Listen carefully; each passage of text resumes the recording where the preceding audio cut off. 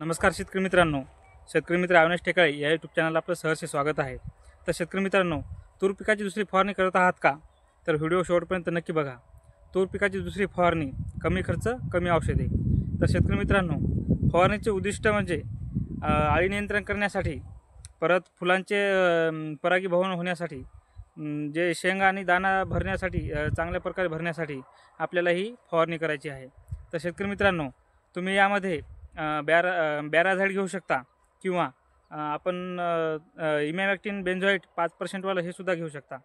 परत ज्यावेळेस आपले जे फुलगळ होती, फुलगळ न होण्यासाठी आपल्याला रिलायबल कंपनीचं गॅलक्सी किंवा बोरानसुद्धा आपण घेऊ शकतो। तर शेतकरी मित्रांनो, जे आता वातावरण, थंडीचं वातावरण चालू झालेलं आहे, सकाळचे जे दव पडते, जे धुळी पडते, त्यामुळे आपल्या तूर पिकावर कोणताही रोग येऊ शकतो।